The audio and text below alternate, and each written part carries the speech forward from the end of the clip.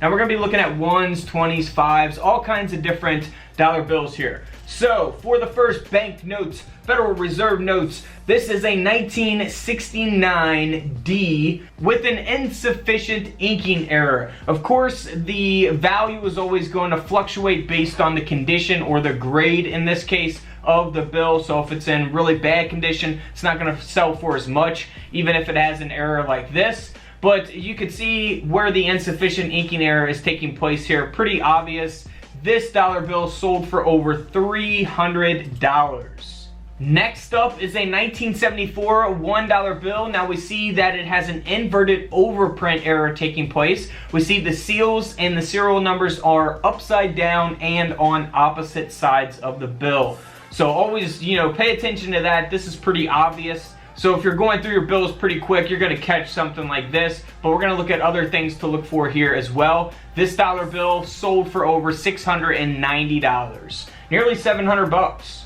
Moving on to a 1977 Federal Reserve notes. Now this one has a printed fold error taking place. We see that there on the right side of the bill. You see how it's folded down, and then the print was after the fold took place. And then here is that here on the reverse of the dollar bill. Now this bill here sold for over $160. Now here's a pretty cool type of error. It's an offset printing error taking place on a 1977 $1 bill. Again, here on the reverse, you don't really see too much going on. Little misalignment there, but here on the front is where we see the offset printing error, and you can see the reverse design of the bill coming through the front of the bill, which is really awesome. I love this dollar bill, and this bill sold for over $240. Next up is a 1981 dollar bill. Now this one is pretty obvious as well. We see here on the left side of the bill that the black seal is misaligned. So it's a misaligned black overprint error taking place here. This bill's not in the best condition. It's only graded at a very fine 25. So definitely not high on the grading scale there, but the dollar bill still sold for over $130. Can't beat that just for looking through some bills. Now here's a 1985 $1 bill. We see here on the front that it's missing the seals and the serial numbers, but here on the back, that's where the seals and the numbers are. So overprint on the back taking place here, and this dollar bill here sold for over $350.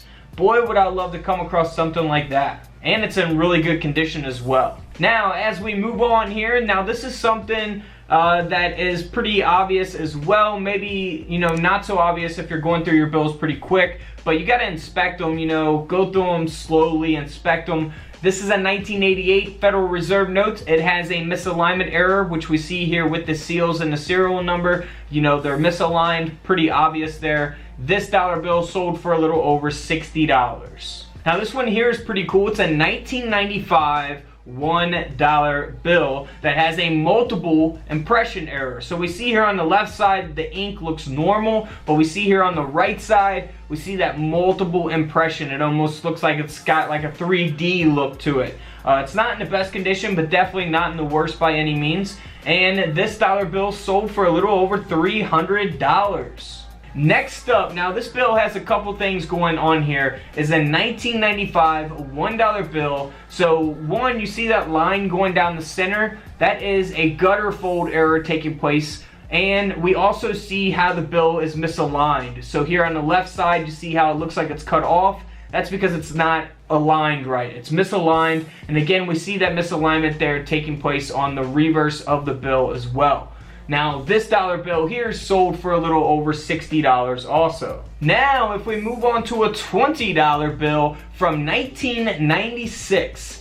Now, this one has a printed fold over error, kind of similar to that fold that we looked at, but this one's much more extreme. We see that it's folded over, probably like a quarter of the bill is folded over, and it's got a seal and the serial number printed there, and we see the reverse design as well. So man, that's like two folds there. That's really, really awesome. This $20 bill sold for over $500.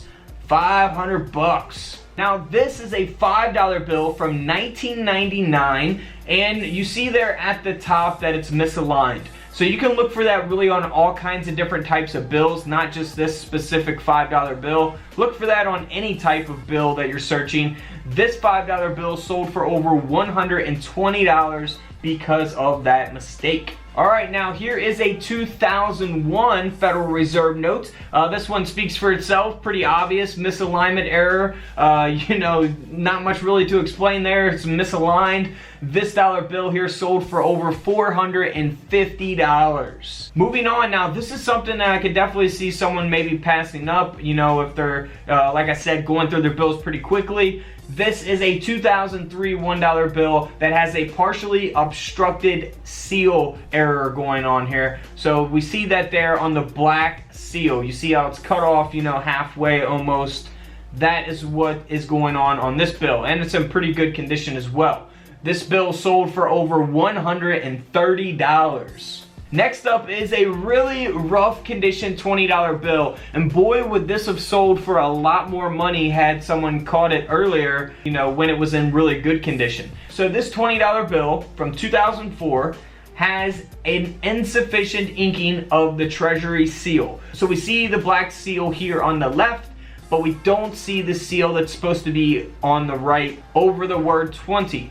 So that is pretty obvious. I can't believe it got passed up all that time, man, because it's in pretty rough shape. But in this condition, this $20 bill still sold for over $50. So imagine what it would have sold for, you know, if it was in pristine condition. Now here is a no-dated dollar bill. We see nothing's going on here on the back of the bill. However, here on the front, we have a missing face printing. So we're missing all that printing. All we have is the seals and the serial numbers. So that is pretty awesome. Boy, man, I would love to find something like this. I mean, you're talking some good money. This dollar bill sold for over $600. Could you imagine going through dollar bills and finding a $600 $1 bill?